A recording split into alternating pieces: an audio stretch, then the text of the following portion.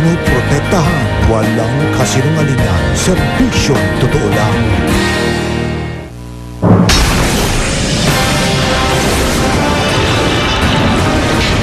Matapos mapatalsik ang presidente ng Egypt, iba pang bansa sa Middle East nag-aaklas na rin. Tensyon, tumaas sa salpukan ng mga realista at alagad ng batas. DFA, nagpalabas na ng travel advisory.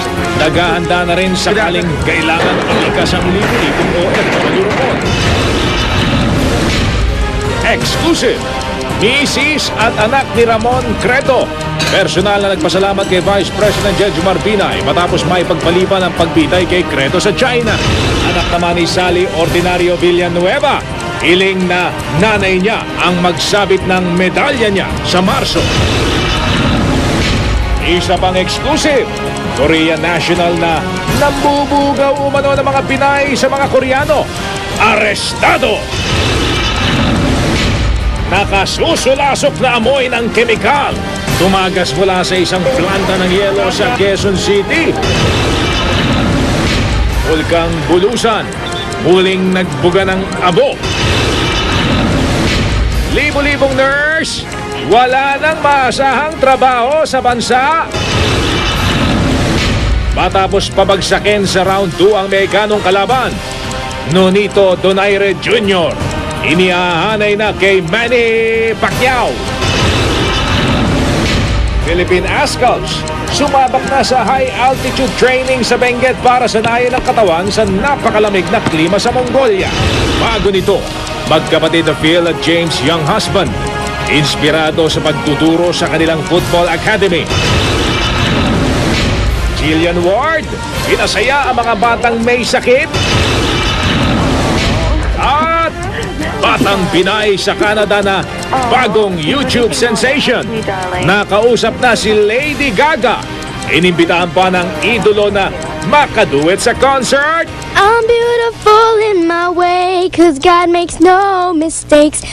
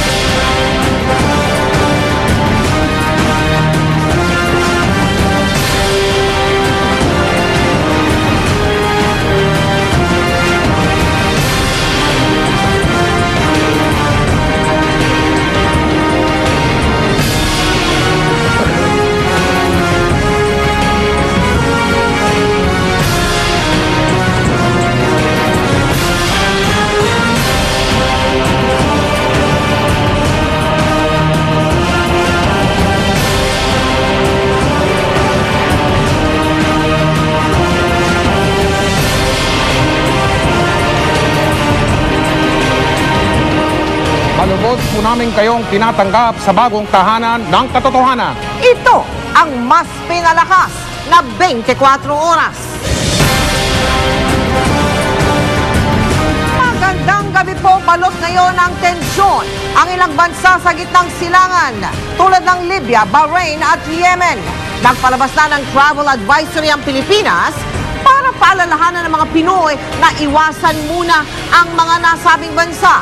Pinag-iingat naman yung mga OFW doon. May tinataya ang mahigit 60,000 OFW sa mga naturang bansa. Ang ilan sa kanila ay gusto na pong umuwi ng Pilipinas dahil sa mga kaguluhan. Nakatutok si Victoria Tulad.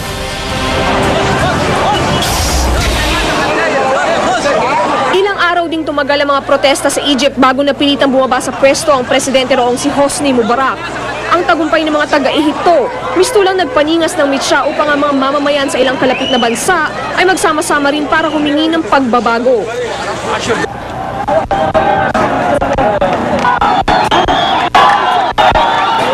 Mahigit 1 linggo lang ganito ang eksena sa ilang pangunahing lungsod sa Yemen. Libo-libo ang nagpoprotesta para ipanawagan ang pagbibitiw ng kanilang presidenteng si Ali Abdullah Saleh na nanunungkulan sa loob ng 32 taon.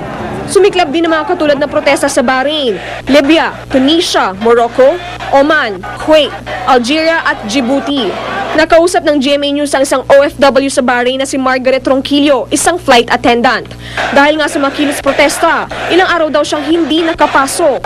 Dito lang kami sa bahay. Natakot kami kasi hindi namin alam kung anong nangyayari. Akala namin gera na or something. So, ang ginawa namin sa pagka-panic, nag-pack kami ng things. Laking pasasalamat nga raw ni Ronquillo at humupa na ang gulo. Ngayon, tahimik na. Wala nang putukan, wala nang may nagtitear gas. We're fine. Okay na kami.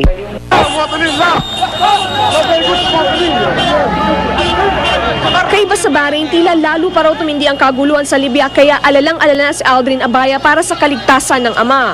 Construction worker sa Benghazi International Airport ang ama ni Aldrin na si Amadeo Abaya III. Sa barracks na ng airport sila nananatili ngayon para maproteksyonan ng mga sundalo. Kagabi ni-raid daw ng mga rallyista ang isang bahagi ng paliparan at ninakaw ang supply na pagkain at tubig. Natatakot na po sila and ang gusto nila is humingi ng tulong para makaalis na doon. Parang may problema din ata yung dadaanan nila. So hindi talaga nila alam kung paano sila makaka-escape doon. Ayon kay Aldrin, nabanggit daw ng kanyang ama na may halos 200 pang Pinoy construction workers ang hindi makalabas sa site at wala na rin komunikasyon sa kanila. Ang sa amin naman, iintayin pa ba na may casualty na OFW before sila kumilos na mag-evacuate? Kaya antayin na nila na may mangyari, saka na naman sila magsasorry kung kailan huli na. Ayon sa grupong Kanlungan Center Foundation Incorporated, maraming gaya ni Amadeo na nais na umuwi sa bansa sa takot na madamay sa kaguluhan. Victoria Tulad ng Katutok, 24 Oras. Naghahanda na ang ating Department of Foreign Affairs sa posibleng paglilikas sa mga Pilipinong nasa mga bansang Libya, Bahrain at Yemen. Sa ngayon ay pinapayuhan ng mga OFW ro na mag-ingat at umiwas sa mga lugar kung saan nagaganap ang mga kilos protesta. Nakatutok si Mark Salazar. Gaya nung kung paano nagsimula ang gulo sa politika ng Egypt, umuulit lang sa mga bansang Libya, Bahrain at Yemen. At may mga Pinoy ring pwedeng maipit sa mga lumalalang protesta. Nasa Alert Level 1 ng DFA, naglabas na ito ng travel advisory para sa mga may planong bumiyahe sa Libya, Bahrain at Yemen. Sinasabi po natin sa ating mga kababayan na kung may balak sila na pumunta sa mga lugar na yon, ay i-defer muna yung mga tinatawag nating non-essential, non-urgent travels. This is until the security situation in those countries have stabilized. Nakikipag-ugnayan na rin daw ang mga embahada natin doon sa mga community leader para ikasa ang mga contingency plan. Nakaabang lamang daw ang repatriation fund pero wala pa raw tayo sa puntong maglilikas ng mga Pinoy doon. May 31,000 ang Pinoy sa Bahrain, 26,000 ang nasa Libya at may 1,400 sa Yemen. Yung ulat po ay wala naman sa kanilang nasugatan or na-involve sa mga protest actions at sila po ay relatively safe. Itinanggi rin ng DFA ang sinasabi ng migrante na may 1,800 na Pinoy construction worker na naiipit ngayon sa airport ng Benghazi City sa Libya. Nakausap daw ng DFA ang Human Resources Manager ng kanilang employer at sinabing malayo sa airport ang malaking kilos protesta sa Libya. Mark Salazar, Nakatutok, 24 Oras. Muling tiniyak ni Vice President Jejomar Binay na walang ibibigay na kapalit ang Pilipinas sa ginawad ng China na pagpapaliban ng pagbitay sa 3 Pilipino doon. At nakabitin man hanggang ngayon ang kanilang kapalaran, magandang balita pa rin itinuturing ang kinahinatnan ng misyon ni Vice President Binay. Mula sa palasyo ng Malacanang, Nakatutok live si Michael Fahatin. Michael. Mel, congratulations at thank you. Ito ang salubong na pagbati kay Vice President Jejomar Binay ni Pangulong Noynoy Aquino na magkita sila kanina para kamustahin at iulat ang kanyang pagbisita sa China. Pero basically, ang naging usapan, postponement of execution within the scope of China law. Ito ang pahayag ni Vice President Jejomar Binay sa kabuuan ng misyon at pakikipag-usap niya sa mga opisyal ng China na matagumpay daw sa ngayon. Pero kung tuloy na nga bang hindi mabibitay o matutuloy pa, maging si VP Binay ay hindi nakakatiyak dito. As of today, walang na-execute. And even tomorrow, walang ma-execute. Had there been no stay of execution, it would have meant by this time na-execute na yung dalawang Pilipino. Kasi dalawa yung sa unang araw. Yung isa bukas, yung isang babae pa. Pero di man sigurado ang kapara ng mga Pilipinong ito na nasa death row, may dahilan na para magkaroon daw ng pag-asa. Dahil maging isang kaso raw ng isang Chinese-American na nakonvict sa kasong espionage ay di pinagbigyan ng China matapos makiusap ng personal ang kanilang American ambassador. Alam niyo ba na sa karanasan, sa history ng China, there has never been a delay of execution. So first time ito. Kahit na Chinese mismo, walang stay of execution. So tayo lang ang nagkaroon ng stay of execution. So that gives you a sense of optimism na kahit na paano, may pag-asa pa. Pagtitiyak ni Binay, walang kapalit na hinihiling ang China sa naging pagturing sa mga Pilipino. Hindi rin daw napag-usapan o nabanggit ni minsan ang isyu kaugnay sa mga na-deport na Taiwanese national sa China o ang sinasabing prisoners exchange.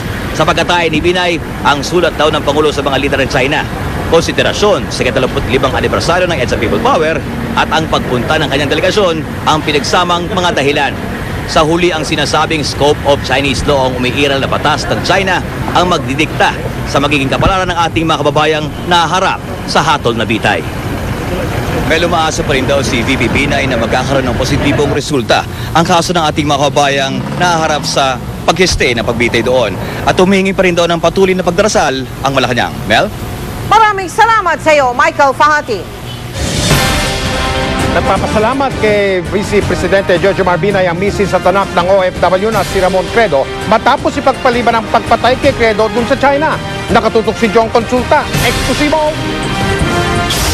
Kasama ang kanyang anak at ilang mahal sa buhay, tinungo ni Mrs. Credo ang tahanan ni Vice President Jojo Marbinay kaninang umaga para personal na pagpasalamat sa tulong ng gobyerno sa asawang si Ramon Credo na dapat sana'y kasama sa mga bibitayan sa China. Di mabura-bura ang ngiti sa mag-ina nang makaharap ang taong nakipagnegosasyon para sa kanilang padre de pamilya.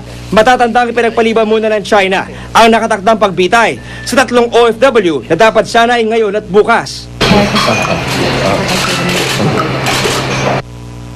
Inaresto si Ramon Credo sa China noong December 2008 matapos mahulihan ng mahigit 4 na kilo ng heroin. Bagamat may tuturi umanong pansamantala lang ang pagkapaliban ng execution ng 3 Pinoy, patuloy na umaasa si Mrs. Credo na maibababa ang sentensya ng ating mga kababayan na nasa death row ng bansang China. We have to handle this properly without yung responsibility ng China. Sa video nakuha ng GMA News, makikita ang pakikipag-usap ni Vice President Binay sa Chief Justice ng Chinese Supreme Court at iba pang senior foreign ministry officials ng China noong Sabado. Tumagal din ng ilang oras ang pag-uusap bago tuluyan na pagkasunduan ang pagpapaliban sa death penalty para kina Sally Ordinario Villanueva, Ramon Credo at Elizabeth Batahin. Ayon sa OVP, sa mga darating na araw, target nilang mas mapalakas ang ugnayan sa China at iba pang mga bansa para mapaiting ang kampanya kontra sa mga sindikato ng droga at masawata ang paggamit sa ating mga OFWs bilang drug mules sa mga illegal na operasyon. John Consulta, nakatutok, 24 oras. Nakikiusap naman ang pamilya ni Sally Ordinario Villanueva sa gobyerno na gawin ang lahat para tuloy ang maisalba sa bitay ang kanilang kaanak. Salutatorya sa eskwela ang anak ni Sally at hiling ng bata ang kanyang nanay sana daw ang magsabit ng medalya sa graduation niya sa Marso. Nakatutok si Lay Alves. Sa kabila ng matinding pinagdadaanan ng kanyang pamilya, nagpupursige pa rin sa pag-aaral ang 12 taong gulang na anak ni Sally Ordinario Villanueva, ang isa sa 3 Pilipinong nahatulan ng bitay sa China dahil sa kaso ng droga. Ito raw kasi ang bili ng ina sa kanilang 2 magkapatid. Katunayan, magkatapos siyang salutatoryan sa elementarya ngayong Marso sa Isabela. Ipinarinig ni Peter Ordinario, ama ni Sally, ang pag-uusap nilang maglolo sa cellphone. Sa graduation mo, anong wish mo kay mama mo? Anong hiling mo? Anong hiling mo? Sana po, dito. Para yung magkakabit ng mga medals ko. Siya magkakabit ng medals mo. Oh, ano pa? Oh, huwag ka nang umiyak. Huwag kang iiyak. Sa Biyernes, February 25 ay birthday ni Sally at may naisip ng regalo ang kanyang panganay para sa kanya. Kakantahan ko na lang siya na yung magiging regalo ko sa kanya. Subukan mo ako kumanta ngayon sa regalo mo kay mama mo sa birthday niya. Pwede? It is still in our future. Just well and let them live in faith. Show them all the beauty of the stars inside. Give them a sense of pride to make it easier. Hindi napigilan ng kanyang Lola Edith ang maluha habang pinakikinggang umawit ang apo. Sa kanyang murang edad, mababanaag ang katatagan sa mga salita ng anak ni Sally. Anong message mo sa mama mo? Sana marami po yung sarili niya doon. Sana wag po siyang malala ng pag-asa kasi nandiyan lang naman po si Ethan. Lagi po siyang mag-prepare, mag-spray para po dun din po sa kalalagay siya ng kaso. Naiisip po siya pero ginagawa ko po lahat yung mga kaya ko sa school kasi po siya po yung naging inspiration ko. Apila ng anak ni Sally sa gobyerno. Sana po niya lahat ng paraan na makakaya nila para bumalik si mama dito sa Pilipinas. Humihingi ang pamilya ordinaryo ng suporta mula sa DSWD para sa dalawang anak ni Sally. Bagamat nakahinga na ng maluwag ang pamilya nang ipagpaliban ang nakatakdang execution ngayong araw, may kaba pa rin daw sila sa dibdib. Postpone yun, mami. Hindi natin alam kung sa isang araw, sa isang di ba? Parang ganun. Hindi niya, kumbaga hindi pa talaga siya ligtas. Gusto ko po sanang iparating sa ating gobyerno na ituloy man lang po yung planong pagpunta sa amin doon sa China. At saka isa pa po ay yung kahilingan namin na siya ay mapawalang sala sana, yung anak namin. Ganun, dahil alam naman po ng lahat na siya ay walang kasalanan. Hiling nila sa DFA, tulungan silang makapunta na sa China sa lalong madaling panahon para makapiling si Sally. 2008 pa nang huli nilang makita si Sally bago ito lumipad patungong China. Lee Alves, Nakatutok, 24 Oras. Kapit sa patalim, ika nga, ang mga kababayan nating nagsisilbing drug mule para sa mga sindikato ng droga. At dahil bistado na raw ang mga naunang estilo, abay sa mga delata na raw ngayon itinatago ang pinupuslit na droga. Nakatutok si Gigi Manica, exclusive. Si Louie di niya tunay na pangalan, isa sa nakilalang drug mule ng GMA News. Dala raw ng pangangailangan, napilitan siyang lumunok ng capsulized cocaine at ibiyahe mula Vietnam papuntang Brazil. Binayaran daw siya ng West African Drug Syndicate ng may $4,000. Pero habang nagbabiyahe, matinding takot daw ang kanyang nararamdaman. Hindi ka ba natatakot na baka pumutok yung droga sa tiyan mo, mamatay ka sa... Natatakot, kaso nga lang, nagdadala yung pangangailangan. Talagang halos... Yun yan, halos puro dasal na lang ginagawa para makalusot. Kahit ipinagpaliban ng pagbitay sa 3 Pilipino sa China, aminado ang isa pang drug mule na si Laiko, di rin niya tunay na pangalan. Matinding awa raw ang nararamdaman niya para sa tatlo. Alam daw kasi nila ang hirap na pinagdaanan ng mga ito na naglagay din sa peligro sa kanilang buhay. Makulong kasi biktima lang naman ng mga Pilipino dyan. Dahil bistado na ang pagpapalunok ng droga, may panibagong paraan daw mga miyembro ng West African Drug Syndicate. Ipinapasok daw ngayon ang mga nakabalot na droga sa mga dilatang pagkain o di kaya sa mga jacket. Kasi yung immigration, hindi ka na i-check masyado kasi hindi mo naman agad mabubuksan yun. Kaya pagbilisan, parang palalampasin ka na lang. Paniwala ng dalawa, hindi agad mapipigilan ng operasyon ng mga sindikato. Panawagan nila sa ating mga kababayan. Nandiyan naman ang ating ipakulong para malaman nila na biktima lang ng mga kababayan natin dyan. Kapit lang sila sa patalim. Gigi Manica, Nakatutok, 24 Oras. Time out!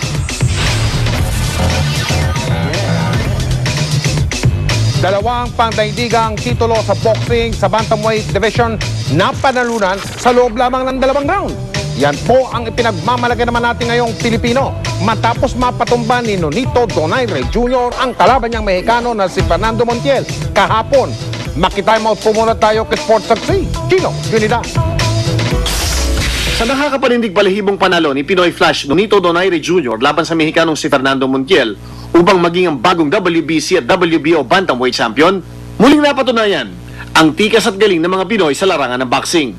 2 round lang ang kanyang kinailangan para selyuhan ang kanyang tagumpay. I was so surprised he got up because I put everything in that punch.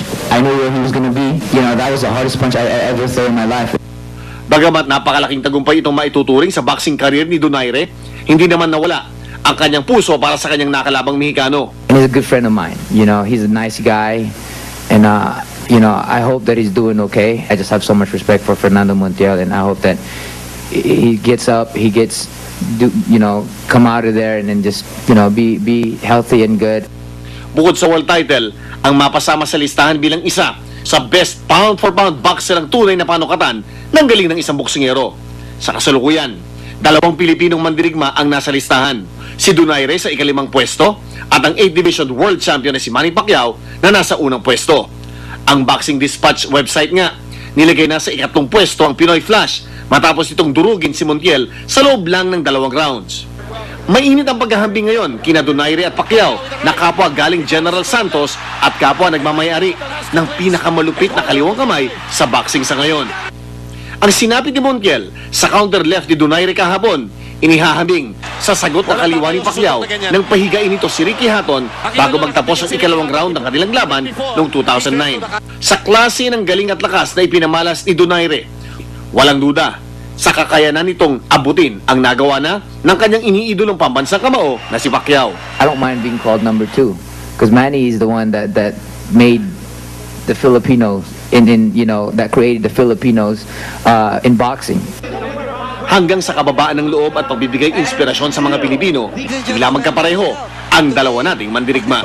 Mga kapuso, salamat po sa lahat ng mga support nyo. Alam ko na nandun kayo sa support, binibigyan nyo ako ng support and prayers.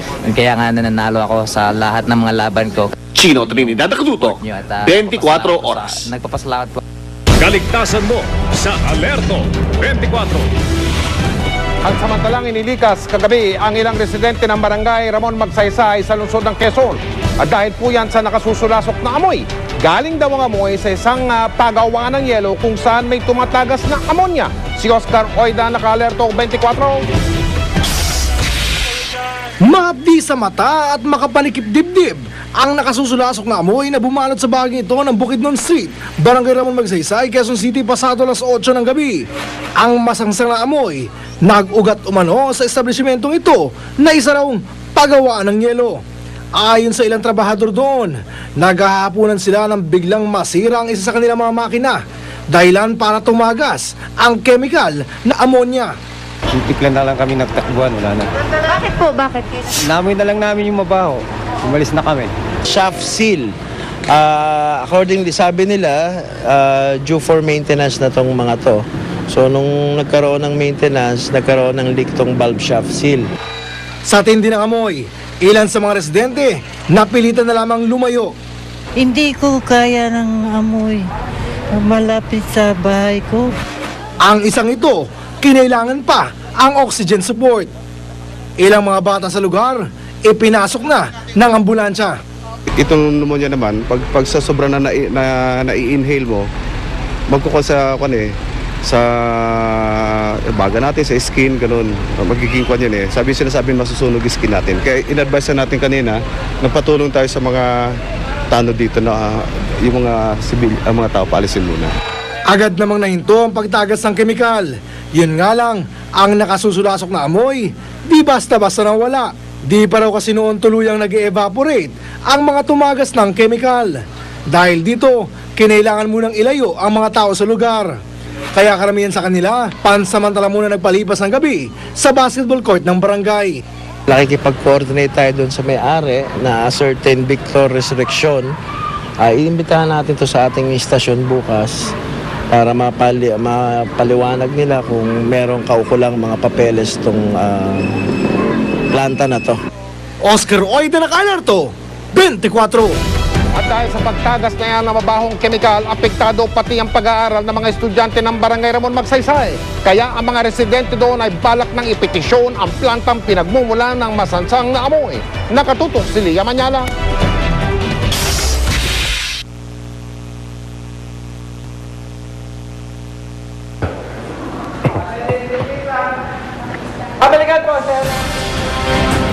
At babalikan po natin ang ulat ni Lia Manyala. Sa loob po lamang ng ilang saglit, Mel.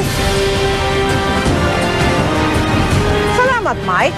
Hindi matuloy-tuloy ang pagsasaayos sa West Tower Condominium sa Makati na naperwisyo ng petroleum leak noon pang isang taon. Naiipit daw kasi ang permit sa Department of Environment and Natural Resources. Nakatutok si Susan Enriquez live mula sa Makati. Susan! Mel, kung ang mga residente ng West Tower Condominium ang tatanungin, gusto nilang matapos ng problema para makabalik na sa kani-kanilang mga unit. Kaya labis silang nalulungkot kapag nagkakaroon ng mga panibagong problema.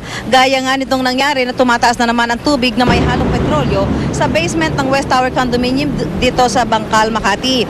Ito'y matapos maglabas ang DENR ng isang cease and desist order nitong February 18, 2010 kung saan ipinatitigil ang pagpump ng tubig sa basement ng condominium sa dalawang dahilan. Una, expired na raw ang special discharge permit ng contractor na Bensan na kinuha ng West Tower Condominium Corporation para magsagawa ng siphoning.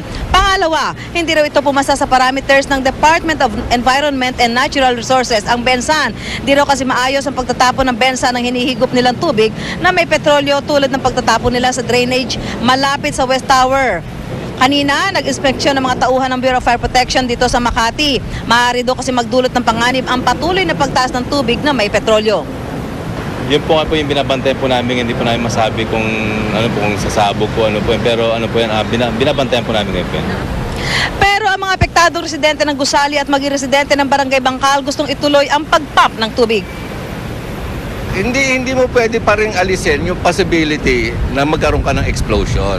Sa dati pa naming demand na ayusin ng naggawa ng problemang ito, itong problema ng lahat ng buong barangay. Gusto rin daw ng Bureau of Fire Protection na agarang maalis ang tubig na may petrolyo pero wala raw silang magagawa kung may order ang DNR na itigil ito. Pero ayon sa abogado ng mga residente ng West Tower, ipinapakita raw ng order na inabandonan na ng FPIC ang responsibilidad nito na siguraduhin ang kaligtasan ng mga nakatira sa condominium. Pero sagot ng FPIC, hindi raw sila nakakapasok sa West Tower dahil nakipagkontrata ang condominium sa Bensan. Matatandaang ang Chem2 Philippine ang kinuhang foreign expert ng FPIC para maglinis ng naapektuhang lugar ng leak sa kanilang pipeline. Umaasa ang mga residente na sa lalong madaling panahon ay mareresolba ang usapin ng pagtigil ng pagpump ng tubig dito sa West Tower Condominium. Mel? Maraming salamat sa iyo, Susan Enriquez. Sa palakasan pa rin po, sinasanay na ang ating pambansang football team, ang Philippine Azkals, na maglaro sa malamig at mataas na lugar kung saan mas manipis ang hangin. At yan ay para hindi sila manibago kapag lumaban na sila sa bansang Mongolia. Nakatutok live si Man Zambrano mula sa Benguet. Mark. Mel, sumabak na nga ang Philippine Azkals sa unang araw ng high altitude acclimatization training sa Benguet State University. Kilala ang Ulaanbaatar bilang isa sa pinakamalamig na capital city sa buong mundo at sa araw ng laban ng Philippine Azkals kontra Mongolia Blue Wolves para sa AFC Challenge Cup sa March 15, maaaring umabot ng negative 15 degrees Celsius ang temperatura doon. Kaya ang coaching staff ng Azkals lumagay na sa sigurado. Dahil nga sa matinding klima na haharapin ng Azkals pagdating ng Mongolia, tinutukan ng coaching staff ang lahat ng strength and conditioning exercises para siguradong lahat ng player ng Azkal sanay sa sub-zero temperatures. Kasama sa strength training ang body contact exercises para masanay ang katawan sa banggaan sa laro. Sinamaan rin ito ng ilang drills na magpapaganda sa awareness ng players sa paligid gamit ang peripheral vision. Nag-group jogging din sa paligid ng oval ng Benguet State University ang koponan. Tinutukan din ni head coach Hans Weiss ang mga exercises na magpapalakas sa fast twitch muscles na magpapabilis sa reaction time ng mga goalkeepers na sina Christopher Camcam, Edward Sacapaño at Paulo Pascual. Ito ay sakaling hindi makalaro si Neil Etheridge dahil sa obligasyon niya sa Fulham FC. Trying to get a kit which enables us to be ready for the match. We need long pants. We need especially thermal wear under the normal jersey to be protected as much as possible in the probably very cold, freezy conditions. Alam din ng mga players lalo na ang mga locals na ang klima sa Mongolia ang magiging isa sa pinakamalaking pagsubok nila. Sa akin, oo. Kasi tayong mga Pinoy, hindi naman tayo sanay sa malamig eh. Pero tayong mga Pinoy, sanay tayo mag-adjust kahit anong ano. Kaya nga dito kami nagtitraining ngayon sa Baguio para kahit konti, maka-adapt kami ng ganun kalamig. Kanina rin ay dumating na si Phil at James yung husband para sumama sa ensayo. Mike, kanina ay pinayagan makalapit ng mga fans pagkatapos ng ensayo ng mga Ascals. Pero bukas, hihigpitan na daw ang seguridad para siguradong focused ang mga player ng Ascals sa pangalawang araw ng kanilang ensayo. Mike? Maraming salamat, Mark Zambrano.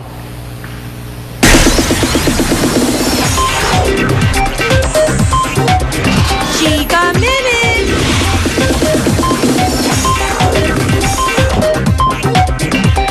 Good evening mga kapuso, sa mas pinalakas na 24 oras. Siyempre pa, mas umaatikabong chikahan ang inyong maasahan sa Chika Minute. Ready na ba kayo? Child Star Jillian Ward, namigay ng laruan, damit at pagkain sa mga batang may sakit sa Child House sa Quezon City.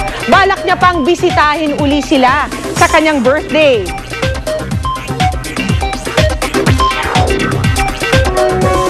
Maria Aragon, ang 10-year-old Phil-Canadian YouTube sensation, inimbitahan ni Lady Gaga na maka-duet sa kanyang concert. Well, maybe you're just gonna have to come on stage with me and sing that song. What do you think? That'd be really cool. Oh my God, would that be good? Yeah, I think so. I think we should do a duet, Maria. Abangan ang mga yan at iba ko pang chika maya-maya lang. Mike? Salamat, Pia. Apektado raw po ang presyo ng mga produktong petrolyo ng pinangangambahang pagsiklab ng civil war sa bansang Libya at ng kaguluhan sa mga bansa Bahrain at Yemen. Kaya ayon sa Oil Industry Management Bureau, posibleng tumaas daw na naman ang presyo ng gasolina at diesel anumang oras. Nakatutok si Bernadette Reyes. Bumaba na ang presyo ng langis na magbitiw si Egyptian President Hosni Mubarak. Pero muli naging malikot ang presyo sa world market nang pumutok ang kaguluhan sa mga kalapit na bansang Libya, Yemen at Bahrain. Ang diesel at gasolina nagmahal ng hanggang $2 kada bariles. Yung market kasi nagre-react dun sa mga threats. So medyo, in other words, tumaas ang presyo sa international market.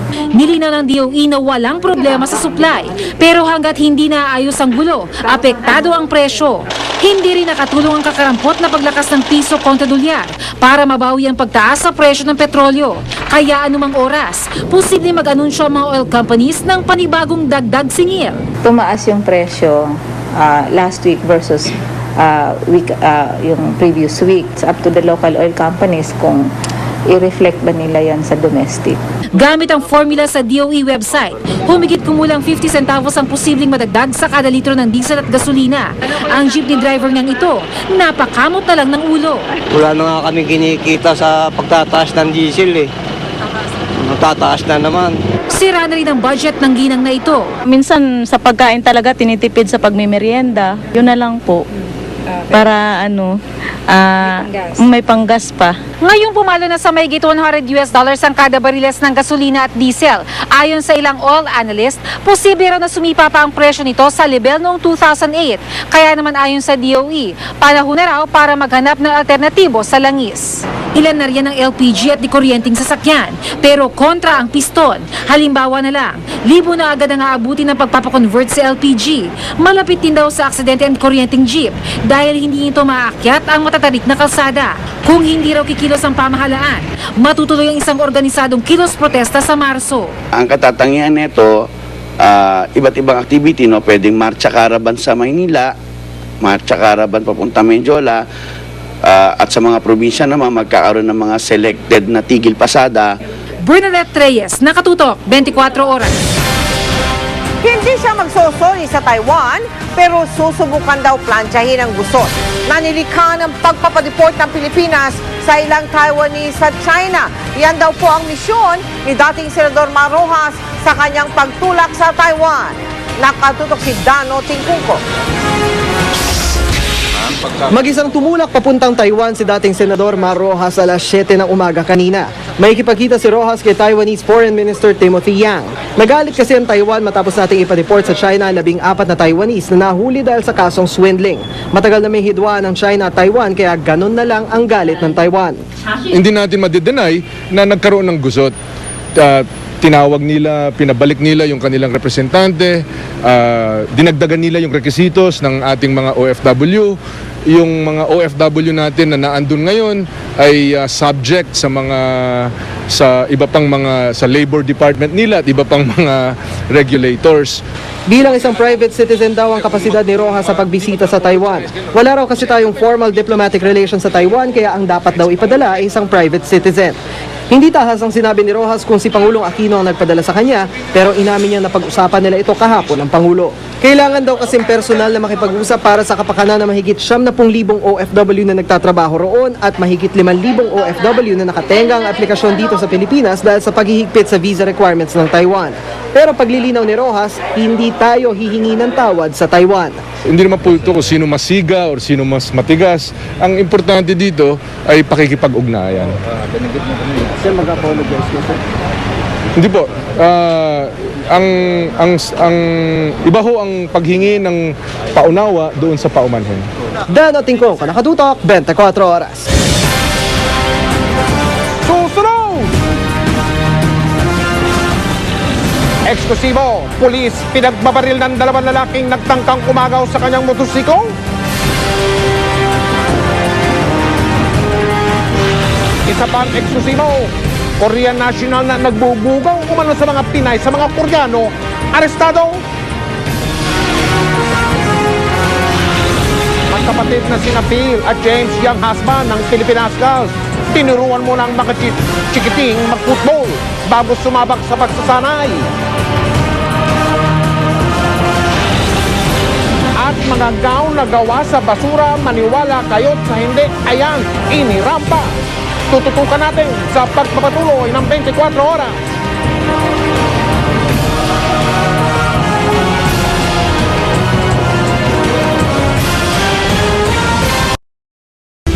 Wala po talagang pinipili ang mga karnaper. Sa Novaliches, sa lungsod ng Quezon, isang pulis ang tinangkang agawan ng motorsiklo ng 2 miyembro umano ng tinatawag na Motorcycle Riding in Tandem Group. Nang manlaban ng pulis, pinagbabaril siya ng mga suspect. Si Emil Sumangin, Nakalerto, 24, eksklusibo. Sa kaliwang bahagi ng tiyan, tinamaan si PO2 Roderick Yasay matapos siyang putukan ng 2 hinihinalang miyembro ng Motorcycle Riding in Tandem Group sa Novaliches, Quezon City.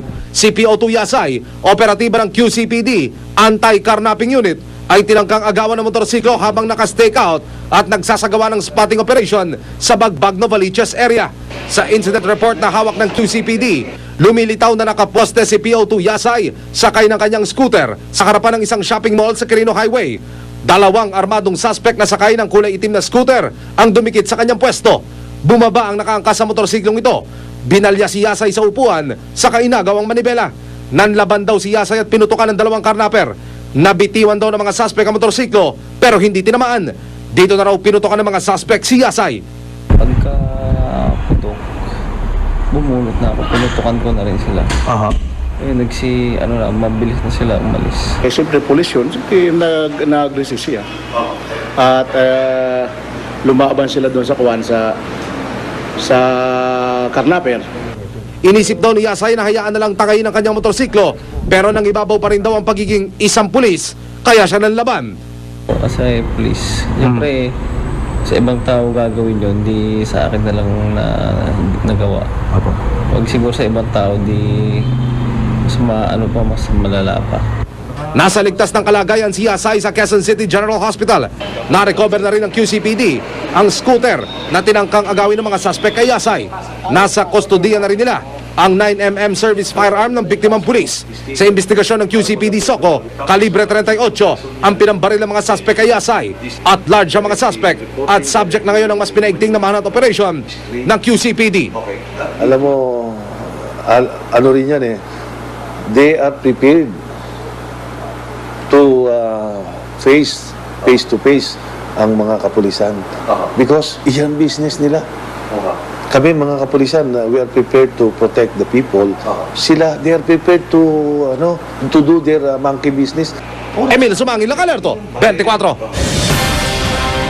Paninira o demolition job ang tawag ni Land Transportation Office Chief Virginia Torres sa pagdawit sa kanya sa sindikato ng carnapping. Posibleng mula raw ito sa mga taong gusto siyang paalisin sa pwesto. Nakatutok si Chino Gaston. Demolition. Sabi ko nga po sa ibang mga nag-i-interview sa akin, once you're a government employee at you are making reforms, you should expect demolition job against you. Mariing itinanggi ni LTO Chief Virginia Torres na may kinalaman siya sa anumang iligal na gawain o sindikato ng carnapping sa bansa. Si Torres na mula sa LTO Tarlac ay kilalang kasakasama ni Pangulong Arroyo sa target shooting. Ayon sa PNP report noong February 2, isa si Torres na nakasuhan sa Justice Department noong 2009. Panahong hepe pa siya ng LTO sa Tarlac. Ang reklamo, nag-ugat sa pag-aproba raw ng registration ng isang 1990 Mitsubishi Pajero noong 2008. Reklamong falsification of public document ang inihain kay Torres at sa iba pang mga taga-LTO.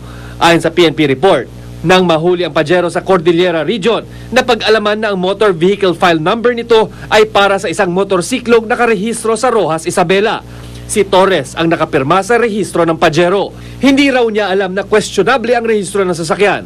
Sa original receipt kasi, maging sa certificate of registration, dati na itong inirerehistro sa Tarlac mula pa noong 1999. February 2003 lamang umupo bilang LTO chief ng Tarlac si Torres hanggang 2010 bago matalaga sa LTO main office bilang hepe. Nilinaw naman ng Highway Patrol Group ng PNP na wala silang akusasyon na sangkot si Torres sa carnapping syndicate. In fairness to ASEC Torres, we have not issued any statement linking her directly or indirectly to carnapping cases. Kasalukuyang nakabinbin ang kaso ni Torres sa DOJ at hindi pa dumadaan sa preliminary investigation.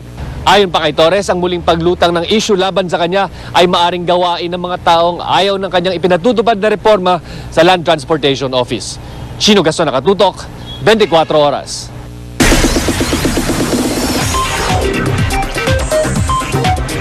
Chika Minute!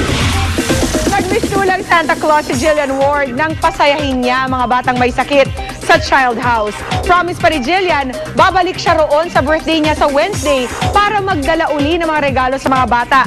Yan ang chika ni Lars Santiago. Pinasaya ni Jillian Ward ang mga batang may sakit at ang kanilang mga magulang na nanunuluyan sa Child House sa Quezon City. Nagbigay pa si Jillian ng mga laruan, pagkain at damit.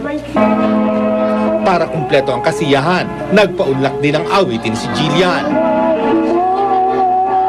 First time nakarating sa Child House si Jillian at bago raw sila pumunta roon, ipinaliwanag na sa kanya ng kanyang mga magulang at ng kanyang manager kung ano ang Child House. Sa kanyang murang edad, naunawaan ni Jillian ang katayuan ng mga kapuspalad na bata. Masaya po ako. Pag magaling po sila para malungkot po ako kapag di po sila magaling. Sa darating ng Miyerkules na ang birthday ni Jillian at dahil napalapit kaagad sa kanyang puso ang mga bata sa Child House. Nag-promise po ako sa kanila na pupunta po ako dito sa birthday ko. Ano dalodalin mo sa kanila sa birthday mo? Mga damit, tsaka po yung, basta po may mga damit po. May mensahe rin ang Kapuso Child Wonder sa mga bago niyang kaibigan sa Child House. Magpagaling po kayo at saka sana po palagi po kayo mag-pray para mawala po mga sakit nyo. At saka dapat mas mabait kayo kaysa sa akin ha. Lars Santiago, updated sa showbiz happening. Sa pagbabalik ng Chika Minute, Senator Jinggoy Estrada, bakit kaya naging emotional sa kanyang birthday party? Mamaya na yan.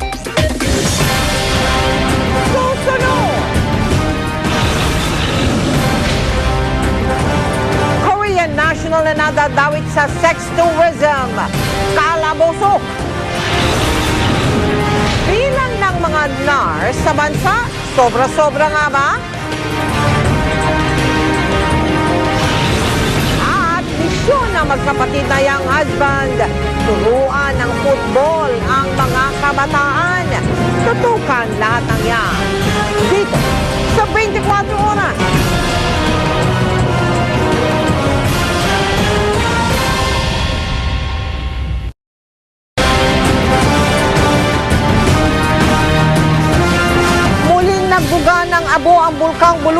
sa Sorsogon kaninang umaga. Nakunan po yan ang litrato at video ng ating news scooper. Tinatayang umabot sa 2 kilometro ang ash explosion mula sa bunganga ng bulkan. Nabalot ng abo ang lugar kaya kinansila agad ang klase ng mga estudyante. Ayon sa Philippine Institute of Volcanology and Seismology o PHIVOLCS, sanhi ito ng tubig ulan na nahulog sa loob ng crater. May naitalang 2 pagyanig sa bulkan mula kahapon. Hindi naman daw nakikitaan ng aktibidad ng bulkan na maaaring humantong sa magmatic explosion, pero patuloy nila itong inoobserbahan. Bawal pa rin pumasok sa 4-kilometer permanent danger zone. Hindi pa naman daw kailangang ilikas ang mga residente. Dapat may mask silang handa o di kaya gumamit kaagad ng basang panyo o damit. We would expect na baka magpahinga uli yung volcano and then magkaroon uli ng mga ash explosion. Mga kapuso, sobra-sobra na raw ang bilang ng mga nurse dito sa ating bansa. Kaya marami sa kanila ang walang makuwang trabaho. Ang mga estudyante naman, problemado rin dahil tataas na naman ang matrikula sa darating na pasukan. Nakatutok si Maki Pulido. Mas makukuba pa ang mga magulang sa pagbayad ng matrikula dahil ayon sa Commission on Higher Education, asahan nang magpapatupad ang maraming pribadong eskwelahan ng 8 to 9% na tuition increase sa Hunyo. Kahit kasi anong pagtutol pa ang gawin ng mga estudyante at magulang, pag sinabi ng mga pribadong paaralang kailangan nilang magtaas ng matrikula, pwede nilang gawin ito ayon na rin sa batas. Hindi natin maiwasan to dahil majority of our colleges and universities, private at that, are dependent on student fees.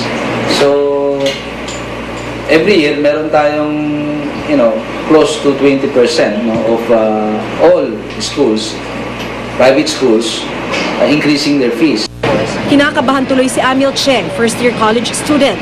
Baka tumigil kasi siya sa pag-aaral kung sobrang mahal na ang matrikula. Nanay lang niya na OFW sa Taiwan ang nagtataguyod sa kanila. Sakaling magka-tuition increase, ang 20,000 pesos per semester na binabayaran niya ngayon, magiging 24,000 pesos na. Gusto rin po makatulong siyempre sa magulang. Nakama na rin po since may edad na rin po yung magulang ko. Di lang tuition ang problema ng mga estudyante, pati trabaho kung sila'y makapagtapos, lalo na ang mga nursing graduate. Tinatayang 100,000 nursing graduate nga ang hindi makakuha ng trabaho ngayon. Ang CHED tuloy nakikiusap sa mga estudyante na huwag nang mag-nursing. We are actually at this point discouraging students to enter the nursing programs because first of all, they will have a problem with employment later on. Marami na raw sa mga kaeskwela sa nursing ni Jenibel Bautista ang nag-shift na sa ibang kurso. Pero si Jenibel naniniwalang may oportunidad pa rin naghihintay sa kanya. Meron pa rin opportunity para sa amin, parang ganun din yung ko ma'am. Kasi meron po akong mga relatives doon po na pwedeng tumulong din po sa akin. Ang CHED naman magbabawas na ng nursing school sa bansa. Tinatayang 20% ng mga nursing school ang maipapasara kung mapatunayang walang sapat na pasilidad at wala sa kanilang mga estudyante ang nakapasa sa licensure exam sa nakalipas na 2 taon. Maki Pulido, nakatutok, 24 oras.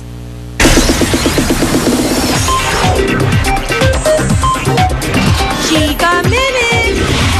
Masaya at star-studded ang birthday party ni Senator Jinggoy Estrada, pero naging emotional ang senador dahil may namimiss daw siya na kaibigan. Kung sino, alamin sa chika ni Lars Santiago. Punong-puno ang venue ng birthday party ni Senator Jinggoy Estrada nitong weekend. Mga taga-showbiz at politika, bukod sa kanyang pamilya ang nakipagdiwang sa senador. Nagkaroon ng special presentations para sa birthday boy. Sumayaw ang 4 niyang anak.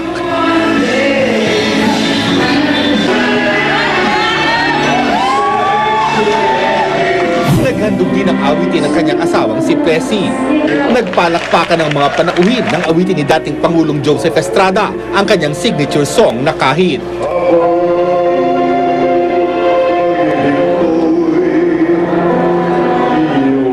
Bukod sa kanyang pamilya, nag-perform din ang mga kaibigan ni Senator Jinggoy mula sa showbiz. Pero ang nakaantig ng husto sa damdamin ni Jinggoy ay ang pag-awit ng mga matatalik na kaibigang sina Senator Bong Revilla, Philip Salvador at Lorna Tolentino na kumuha sa lugar na dapat sana ay kay Rudy Fernandez.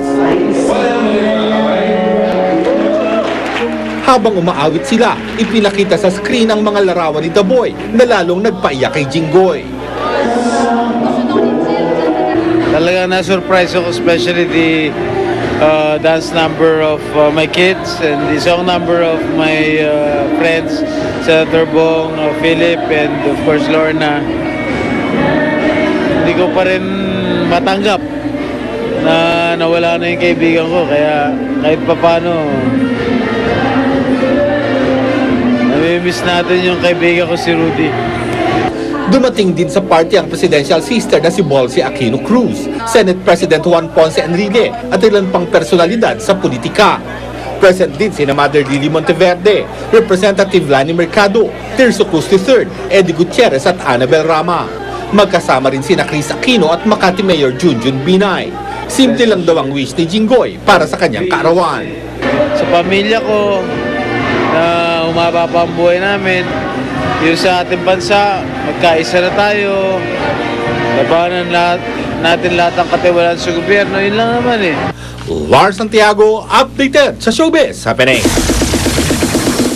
Sa pagbabalik ng Chika Minute, Filipino-Canadian na patok ngayon sa YouTube, inimbitahan ni Lady Gaga na maka-duet sa concert niya. Tutukan yan mamaya. Abangan! Mga gown na yari sa basura, ibinida sa Valenzuela. Batang may bukol sa mata at sakit sa balat, nangangailangan ng inyong tulong.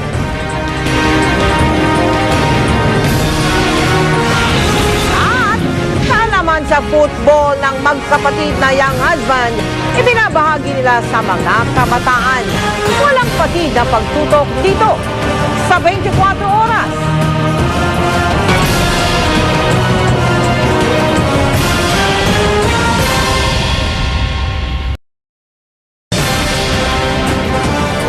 Bahala ang kalokohang ginagawa umano ng isang Korean national dito sa ating bansa.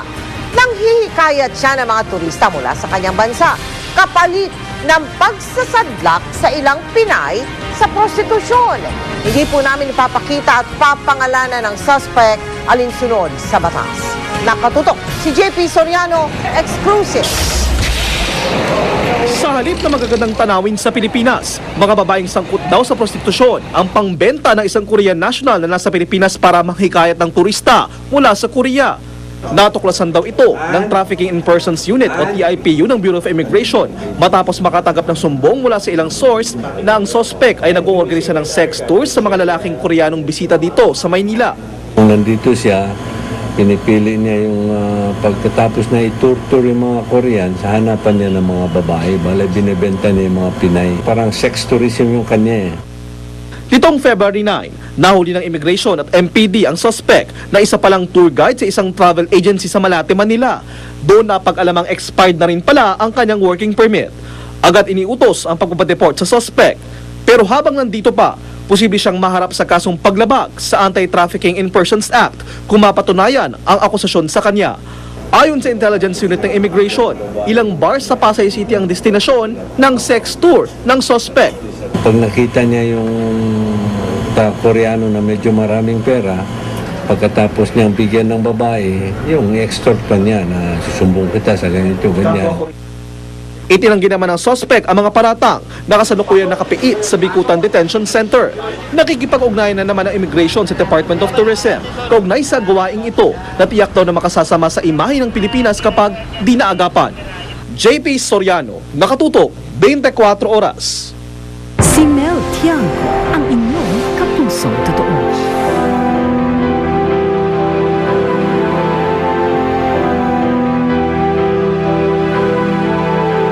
Malikot, masigla, bibo at mausisa. Mga normal na katangian ng isang lumalaking bata. Subalit para sa 3 taong gulang na si Lyra Pumasing, may tila pumipigil sa kanya upang maranasan kung paano maging isang bata. Ito'y isang malaking bukol na tumubo sa kanyang kaliwang mata. Di tulad ng ibang bata, hindi pinapayagang bumaba ng bahay si Lyra. Natatakot kasi ang kanyang ina na mabunggo ang bukol niya sa mata. Buti na lang at may iba siyang pinagkakaabalahan. Mahilig siyang magsulat. Kahit po pag sumasakay kami ng bus, sinabi niya, Mama, magsusulat ako, magsusulat yan. Hindi niya iniinda ang pagiging sagabal ng bukol. Taglay din niyang sakit sa balat simula pa noong siya isilang. Kahit hindi niya sabihin sa akin, nararamdaman ko po na nahihirapan siya. Araw-araw na dalangin ni Lyra ang kanyang paggaling.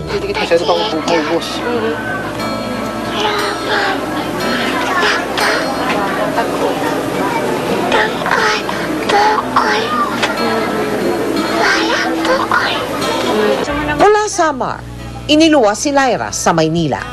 Sa loob ng 5 buwan na pagkakawalay sa pamilya, wala pa ring linaw kung paano gagaling ang kanyang sakit. Kaya minabuti na naming samahan silang mag-ina sa isang espesyalista. Si Lyra ay may karamdaman, kung tawagin natin ay histiocytosis. Meron tinatawag dito na Langerhans cells. Ito ay matatagpuan sa ating balat. Sa ang atay natin meron dito. Actually, pwede mo sabihin na pati nga sa bone marrow meron tayo nito eh. Ayon sa doktor, bagamat hindi cancer, chemotherapy ang gamot sa kondisyon ng bata. Kasi ang chemotherapy ang nagmomodulate nitong mga sakit na ito para hindi siya lumala o dumami. Sa pamagitan lang ng gamot, unti-unti itong liliit. Dagdag pa nito, sa tulong ng chemotherapy, kikinis din ang balat ni Lyra. Parang nakahinga po ako ng maluwang at saka parang naramdaman ko po na nabawasan na yung mga problema ko.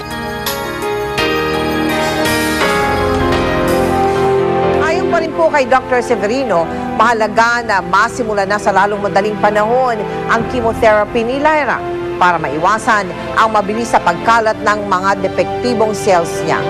Ang kanyang pamilya ay umaasa lamang sa paglalako ng fishbowl. Kaya sila po ay nagsusumamo sa inyong tulong. Para po sa inyong mga donations, magsadya sa aming tanggapan, maaari rin magdeposito sa aming mga bank account o kaya ay mag-log on sa www.kapusofoundation.com. Susunod, magkapatid na Ascals, Phil at James Young Husband, abala sa pagtuturo ng football sa mga kabataan. At ang batang Pilipinong-Canadian na patok sa internet, makakaduet si Lady Gaga sa isang concert. Tututukan natin sa pagpapatuloy ng 24 oras.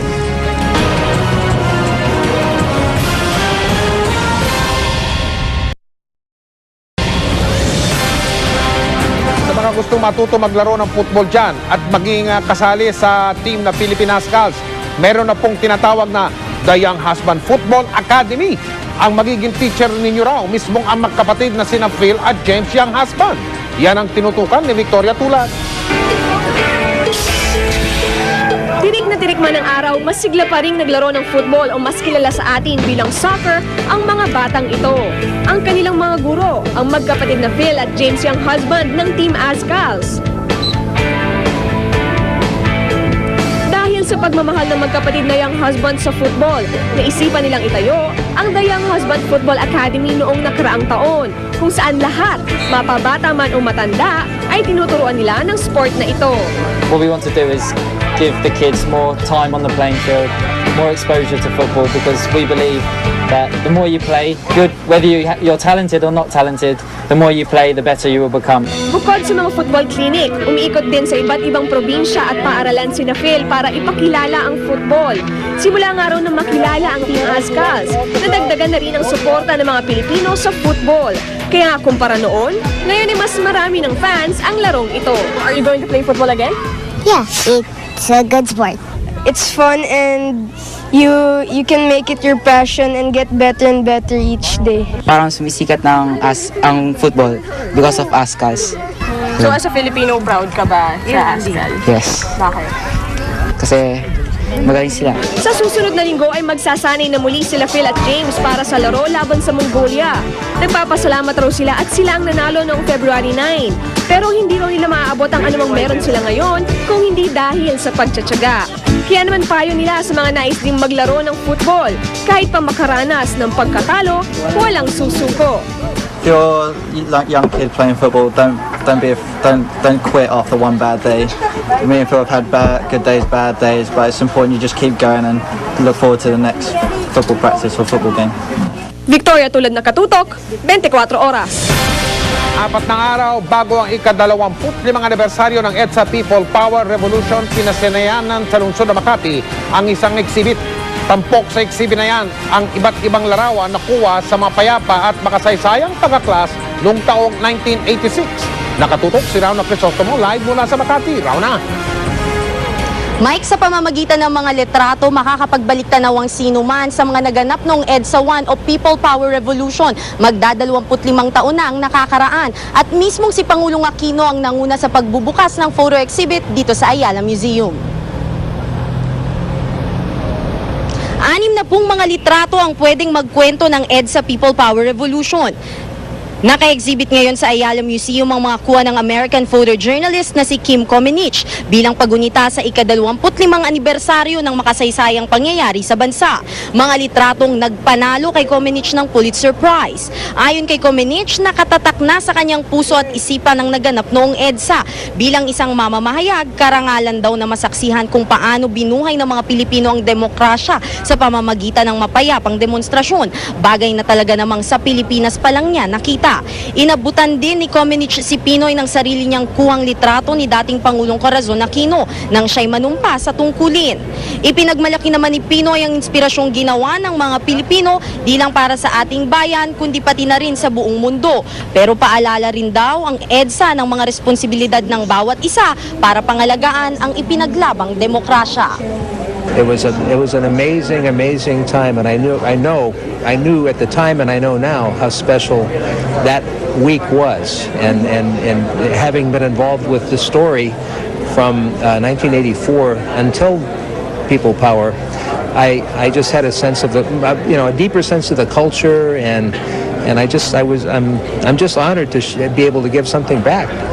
As we celebrate the 25th year of EDSA, we must ask ourselves, have we really achieved what we wanted to achieve back then?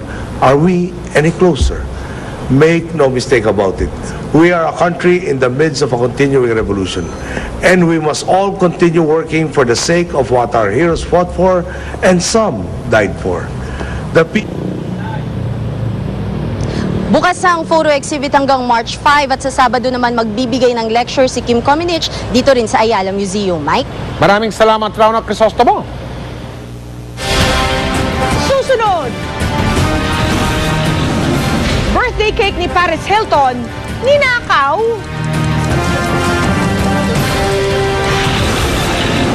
At Phil-Canadian YouTube sensation, inibitahan ni Lady Gaga na maka-duet sa concert. I'm beautiful in my way, 'cause God makes no mistakes. I'm on the right track, baby, I was born this way. Don't hide yourself in regret. Tuloy ang pagtutok dito sa 24 Oras.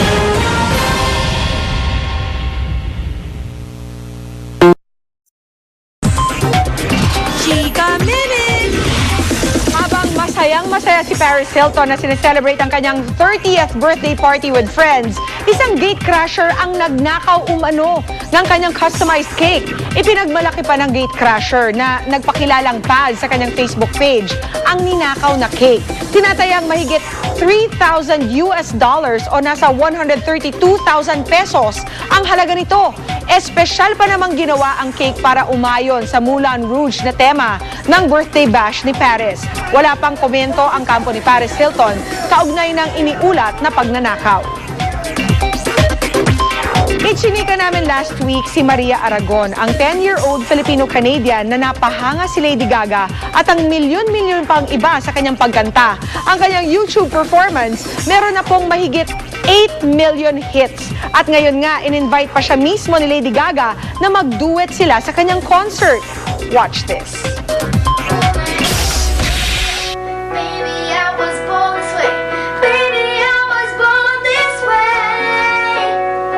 Naging instant YouTube sensation ang 10-year-old Phil-Canadian na si Maria Aragon. Matapos i-post mismo ni Lady Gaga sa kanyang Twitter ang link ng rendition ng Batang Pinay ng kanta ni Lady Gaga na Born This Way. Naiyak pa raw si Lady Gaga nang mapanood si Maria. Biglang sikat ngayon ang Batang Pinay. Naimbitahan pa siya sa isang radio station at doon nakausap niya sa telepono ang idolong singer. Maria? Hi, Lady Gaga. Hello, my gorgeous Maria, who is so beautiful and she's so famous all over YouTube. Di napigil ni Maria na mapaluha sa mga sinabi ng kanyang idolo. At nang tanungin ni Lady Gaga si Maria kung may gusto ba siyang sabihin sa kanya, eto lang ang nasambit ng Batang Pinay. Where do you get your outfits? Where do I get my outfits? Well, I have a lot of really close friends who are really talented just like you, and they are who I call the House of Gaga. Inimbitahan pa si Maria ni Lady Gaga para mag-duet sila sa concert nito sa March. Well, maybe you're just gonna have to come on stage with me and sing that song. What do you think? That'd be really cool. Oh my Halos speechless na si Maria dahil dream come true ito para sa kanya. Bago pa man ang concert, nag-sample duet na ang dalawa. Why don't you sing, Maria? Let me hear you. Go ahead, Maria. I'm beautiful in my way, 'cause God makes no mistakes. I'm on the right track, baby, I was born this way. Don't hide yourself in regret, just love yourself and you're set. I'm on the right track, baby, I was born this way. Dahil sa ipinamalas na galing, si Maria Aragon ang usap-usapang susunod na raw sa yapak ng naunang sumikat sa YouTube na si Charisse at ng teen heartthrob na si Justin Bieber. Sa Twitter nga, marami ang nagsasabing kung talent lang ang pag-uusapan, kayang-kayang tapatan ni Maria si Justin. At yan po ang mga buena manong chika for the week. Tutong uli bukas for the hottest in showbiz. Dito lang sa Chika Minute. Ako po si Pia Guanyo. Mel? Salamat, Pia. Napatunayan sa isang naiibang beauty pageant sa Valenzuela na hindi kailangan gumastos ng malaki para maging eleganteng fashionista. Ang mga isinuot kasing gown ng mga kandidata gawa sa mga patapong bagay. Yan ang tinutukan ni Jamie Santos. Sino mag-aakala na ang mga basurang itinatapon nyo araw-araw ay pwede pang mapakinabangan at pwede pang gawing damit? Kailangan lang na malikaing isip at tiyaga, makakagawa ka na ng kakaiba at fashionistang gown gaya ng mga ito. Ang gown na ito, gawa sa sako ng bigas, lumang kulambo at kapis.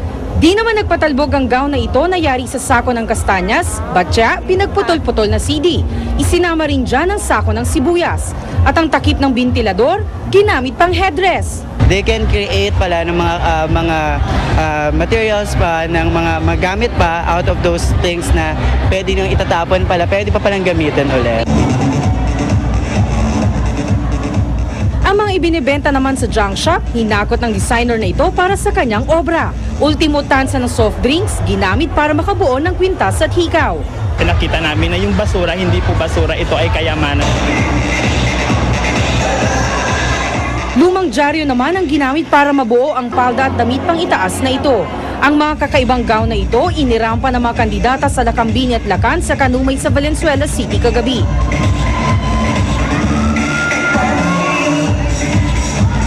Talaga namang nag-stand out ang mga ganda ng dalagitang ito sa kanilang kakaiba but also lovely na gowns. Isa kasi sa criteria ng Patimpalak ang pag-recycle ng mga luma at patapong gamit. Upang ipakita po natin na ang mga bagay na wala ng kabuluhan sa iba, ito ay kapaki-pakinabang at lumalabas pang mas maganda. Isinabay nilang Patimpalak sa selebrasyon na ika-100 taon ng kanilang kapilya. Ang nanalong lakan ay ang contestant number 7 na rumampang malaanghel gamit ang mga puting plastik. At ang itinanghal na Lakambini naman ay ang rumampa sa gown na gawa sa sako at batya. Jamie Santos, Nakatutok, 24 Oras. Sa puntong ito, babalikan po natin yung balita kanina tungkol sa tumagas na amonya sa Barangay Ramon Magsaysay sa lungsod ng Quezon. Dahil sa mababaw o mabahong amoy ng kemikal, apektado na po pati ang pag-aaral ng mga estudyante. Kaya ang mga residente roon ay balak ng ipetisyon ng plantang pinagmulan ng masansang na amoy. Ito po ang pagpapatuloy ng pagtutok ni Lia Manyala.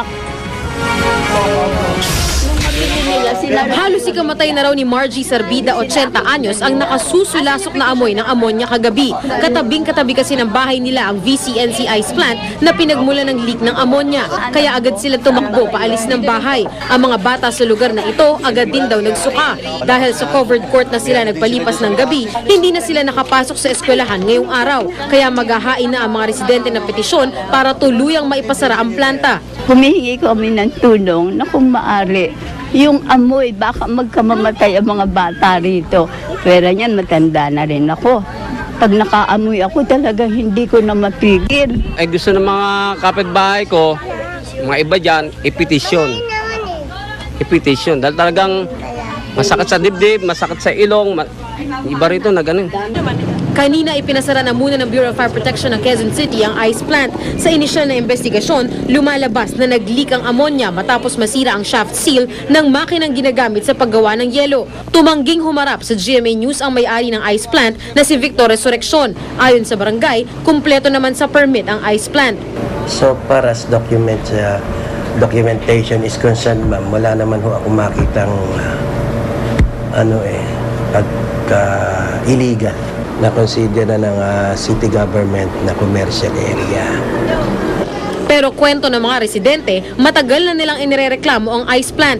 Bukod sa nangyaring ammonia leak kagabi, nauna na raw nila itong inireklamo dahil sa ingay nito paggabi. Nasaraduhan din ang daanan nila palabas ng kalsada dahil sa ice plant. Siguro nga maaaring malakas kumita o hindi naman tayo sa naiinggit o kasi negosyo nila yun. Dapat lang na sa tamang lugar nila ilagay. Yung ingay sa madaling araw. Kasi pag nagagawa sila ng yelo, maingay. Lia Manyalak, Nakatuto, 24 Oras. Ang inyo pong nakikita ay ang billboard ng ilulunsad na news channel ng GMA Network, ang GMA News TV. Yan po ang tugon ng Kapuso Network sa mga nagtatanong at gustong makaalam ng balita oras-oras. Buong araw po na maghahatid ng iba't ibang programang puno ng makabaluwang impormasyon. Magsisimula na po ang GMA News TV sa Pebrero 28. Darating na araw ng Lunes na po yan. Abangan ninyo yan, mga kapuso.